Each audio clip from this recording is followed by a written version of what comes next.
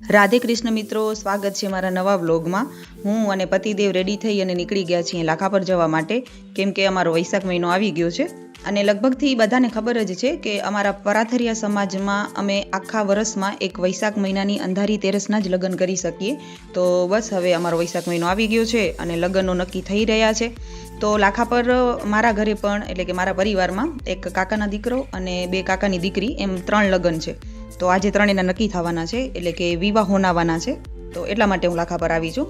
અને અત્યારે આધુનિક જમાના સાથે થોડા સુધારા વધારા સાથે હવે અમારે પણ આ નાના નાના પ્રસંગો સ્ટાર્ટ થઈ ગયા છે. જેમ કે અત્યારે ચાંદલા કરી, વિધિ કરી અને પૂંખશું, પછી જે ગોર ટોપરાની થેલી હોય તૈયાર કરી અને કાકાને ત્યાં લગ્ન નક્કી કરવા મોકલશું. પછી સામેના પક્ષથી 2 વડીલો આવશે અમારી 2 દીકરીઓના સાંજે લગ્ન નક્કી કરવા, અને પછી આવી રીતે વિવાહ હોનાઈ જશે. તો જો અમારો આહિર ભરતથી આખો શણગાર રેડી થઈ ગયો છે. અને બીજી બાજુ અમારો ફોટોશૂટ પણ ચાલુ થઈ ગયો છે. હવે રોજે ભાઈ સ્ટેટસ રાખવા પડશે ને, કે ભાઈ મારા વીરાના લગ્નયા અને બેનીના લગ્નયા ને.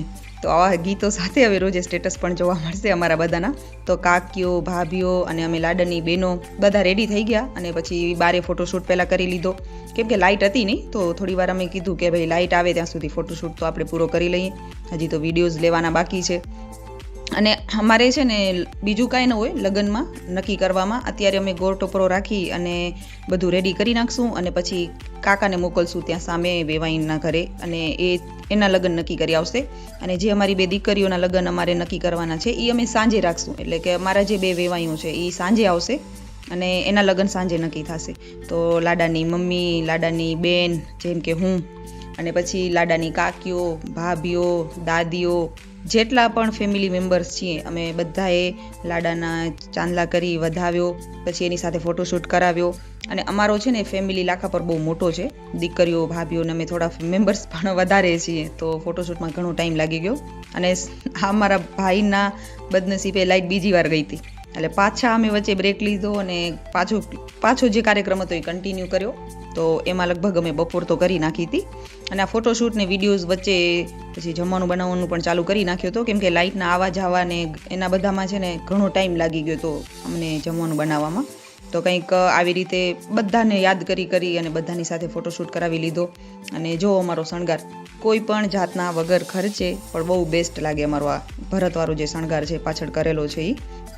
અને પછી અમારા ભાઈ છે ને એને થોડો ગુસ્સો પણ આવતો હતો, એક બાજુ લાઇટ નહીં અને અમે બધા મેમ્બર્સ વધારે, અને એની સાથે ફોટોમાં એને મતલબ એને ફ્રી જ નહોતા કરતા. તો એ થોડી વાર ગુસ્સો તો કરતો હતો, પણ તો એ બચારો બેસી રહ્યો પછી કે ભાઈ હવે આજથી મારી શરૂઆત થઈ ગઈ છે ફોટોશૂટની ને વિડીયોઝની ને, ના રોજે હવે બધું આવવાની જ છે, લે એક ફોટો ભાઈ. અને અમે તો જવાના જ ને, સ્ટેટસ તો રાખવા પડશે ને કે ભાઈ મારા વીરાના લગ્નયા ને મારી બહેનોના લગ્નયા ને. આમ અમારે અત્યારે લગ્ન લખાવામાં બીજી કંઈ વિધિ કે બીજું કંઈ હોય નહીં. આ તો ગોર ટોપરો ને જે બધું તૈયારી કરવાની હોય ઓમ તો ઘરની વહુઓ જ કરે. અને આ ચાંદલા ને ફોટોઝ ને એ તો અમે હમણાં જમાના પ્રમાણે સુધારા સાથે બધું ચાલુ કર્યું છે. નકા આવું બધું પહેલાં તો કાંઈ હોતું જ નહીં. અને પછી એ જે છે એ કાકા સાથે એ જે રેડી કરેલું હોય એ થેલી જાય, એ પછી ત્યાં વેવાઈના ઘરે બધું કરી આવે. અને આ જુઓ અમારી ભાભીઓ, ભાઈ અમારે તો અલગથી વિડીયો ખપશે અને અમને તો અલગથી વિડીયો બનાવી દેવો પડશે. તો પછી અમારી ભાભીઓએ બધાએ વિડીયોઝ લેવડાવ્યા. અને બસ આમ ને આમ કરતાં ક્યારે બપોર થઈ ગઈ ખબર ના પડી. અને આ બધું વિડીયોઝ ને ફોટોઝ ને એક બાજુ જમવાનું બનવાનું ને એ બધું ચાલ્યા રાખ્યું. અને પછી અમે બધા ફ્રી કપડાં બપડાને આ બધું ચેન્જ કરી અને બેસી ગયા જમવા. અને જમી કરી અને ફ્રી થઈ અને પાછા લાગી જવાનું હતું કામે, કેમ કે ભાઈના લગ્નનું તો બધું સવારે નક્કી કરીને બધું ગોઠવાઈ ગયું. અને હવે જો એક બાજુ ચાયના તપેલા મુકાઈ ગયા છે અને આ લોકો નક્કી કરે છે કે ગામમાં હવે કેટલા સગા સંબંધી છે અને એને કેટલાને બોલાવવાનું છે, એટલે હાકલ કરવાની છે, જે હવે લગ્ન અમારા ઘરે નક્કી થશે એમાં.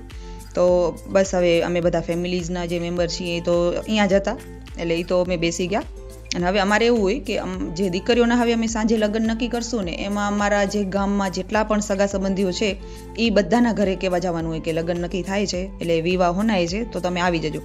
તો બધી ભાભીઓને એ જે કાકીઓ છે એ બધાએ ગામમાં હાકલ કરવા નીકળી ગયા. અને ત્યાં થોડીક વારમાં તો અમારા જે 2 વેવાઈ હતા 2 ઘરના એ આવી ગયા. અને પછી ધીમે ધીમે જે હાકલો થઈ હતી એ ગામના જે અમારા સગા સંબંધી છે એ લોકો પણ આવવાનું ચાલુ થઈ ગયું. અને ચા આપવાની ને પાણી ને એ જે વ્યવસ્થા હતી એ કાર્યક્રમ પર અમારો એમની સાથે ચાલુ રહ્યો.